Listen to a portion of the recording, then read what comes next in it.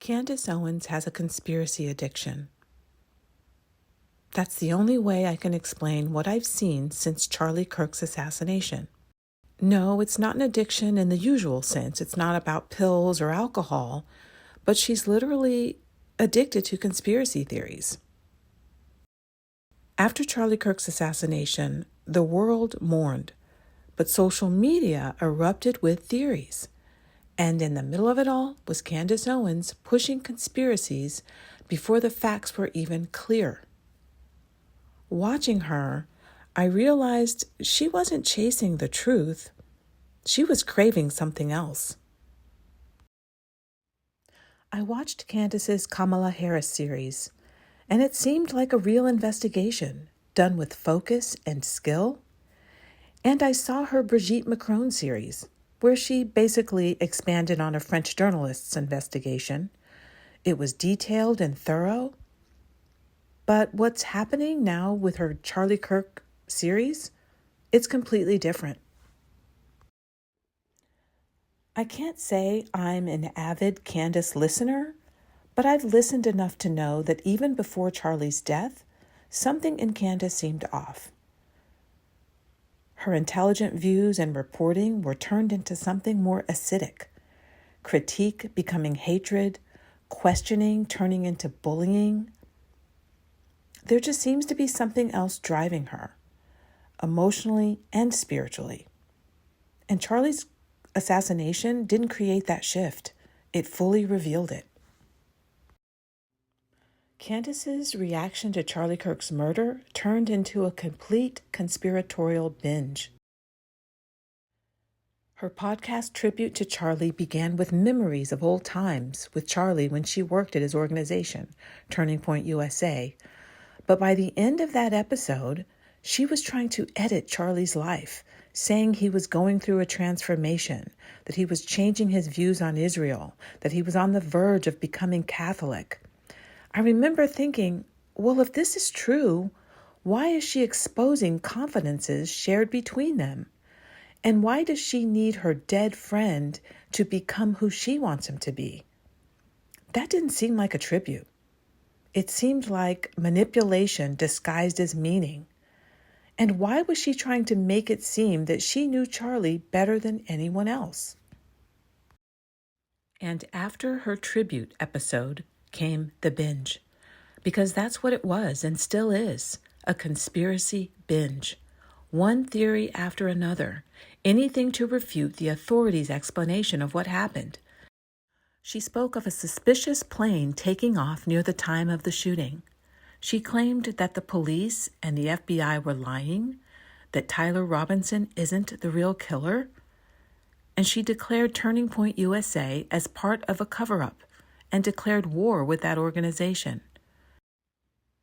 She said that everything in Charlie's life was fake, implying that she was the only real friend that cared about Charlie.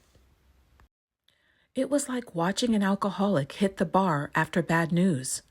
You know, there's this saying, when life squeezes you, what's inside comes out. And when Candace was squeezed by Charlie's assassination, out came the conspiracies. And her addiction to conspiracies prevented any compassion for his family and friends, and even robbed her of her own healthy grief.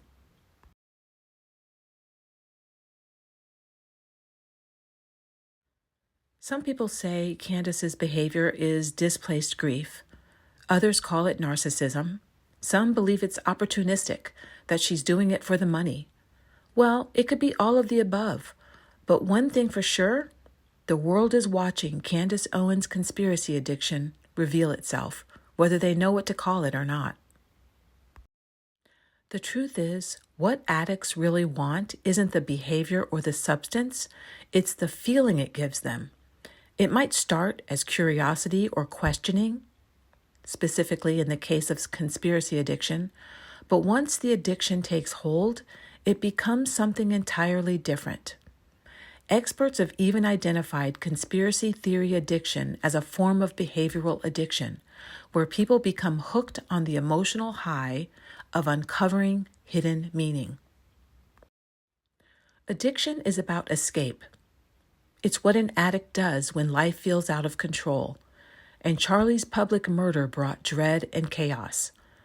The conspiracies allow Candace to turn chaos and fear into something she can manage. Rejecting the official story by the police and the FBI, that gives her the illusion of control, and it feels a lot safer than pain. Candace has joked around about being a conspiracy theorist, but her addiction to conspiracies wasn't obvious until now. Again, believing a conspiracy here and there, that's one thing, but addiction, that's something else. Addiction likes to hide. It hides behind a laugh or a brand. The alcoholic says they drink to relax. And the addicted gambler says it's just for fun. Candace Owens' conspiracy addiction is hiding behind a seemingly noble cause, finding Charlie's real killer. She says it's all for truth. But with Charlie Kirk's assassination, it's not truth she's chasing. It's the high and escape she gets from each conspiracy. You can almost see the high, the thrill in her voice, the spark in her eyes when she hints at another hidden clue. We're almost there, she tells her audience when introducing a new clue, allowing them to experience the same rush. It's the same surge any addict feels when the craving hits and it's satisfied. Research says that there are actually rewards that come with addiction. With Candace, every high she gets from each new conspiracy, it pays off. Her podcast hit #1. Her audience loves it. Every post gets praise, clicks, and engagement, and the money is rolling in. That's the reward. Each theory becomes another hit of validation, a new reason to keep going because the high never lasts. It's not about finding the truth. It's about escape, control, and being needed by people who think she has or can find the true answers to a secret no one has discovered. Only the secrets aren't secrets, but an illusion made to appear as something sinister to fit the narrative she wants to carry out. But here's where it gets even darker. The audience Candace built reminds me of Dr. Frankenstein and the monster he created. There's a clip from Candace's podcast where she's responding to her audience's demand that she investigate Charlie's wife, Erica. Yes, there are actually people, Candace's followers, who think Charlie's widow has something to do with his assassination. Candace actually pushed back. I had a real relationship with Charlie Kirk, a real friendship with Charlie Kirk, and what is left of him in this world are his 2 small children. So to just take a baseless attack, if I catch her in a lie, it's a little different, but to just take an attack on her does not feel appropriate to me.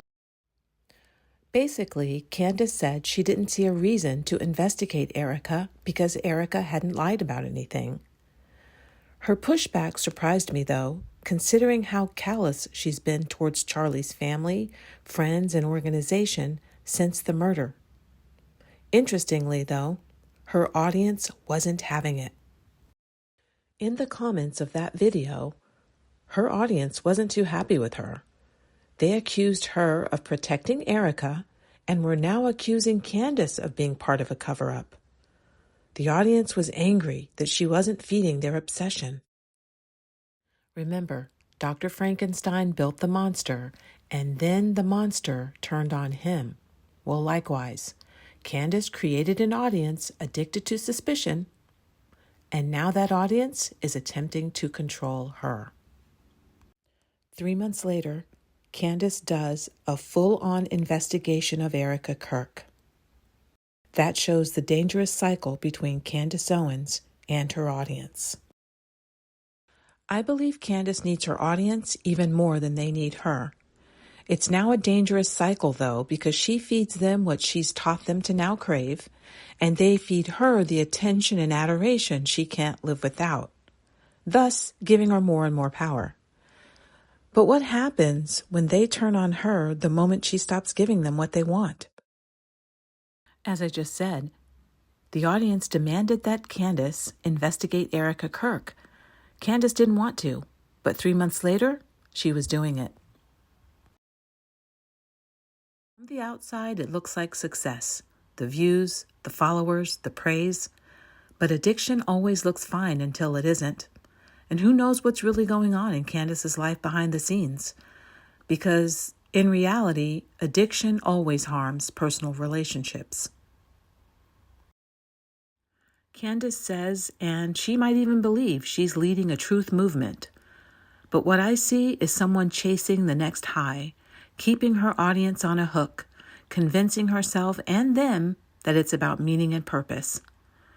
The truth about addiction is that you think you're in control until it's the one controlling you.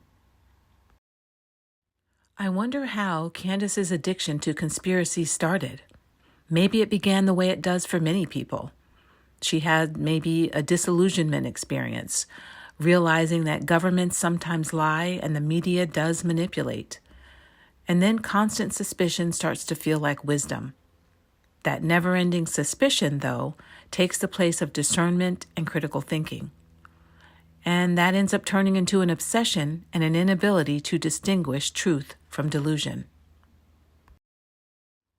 That's what makes this whole thing so complex. Underneath Candace's bravado, the live streams, the theories, and her cold, callous exterior, there's someone unaware she's running from emotions she doesn't really know how to deal with.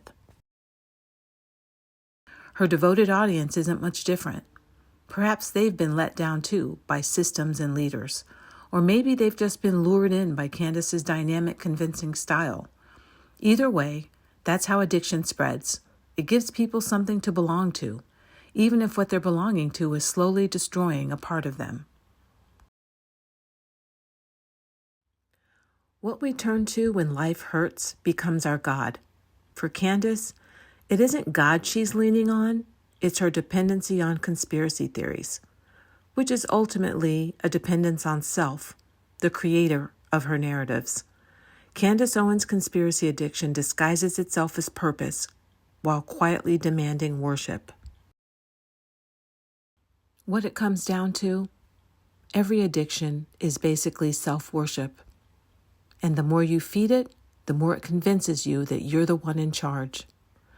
The first step to ending an addiction is by first acknowledging you have a problem. I don't see Candace admitting to that anytime soon.